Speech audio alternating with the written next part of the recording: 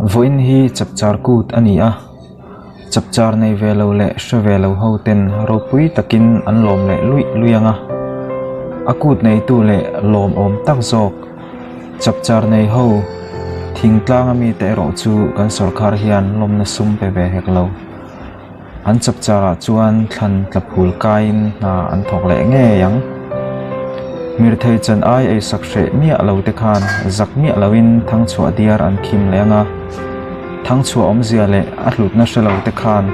thang chua kor ha in an vui le luyang achang chuan enge kanom zia kati thin kut man nuam ve ko le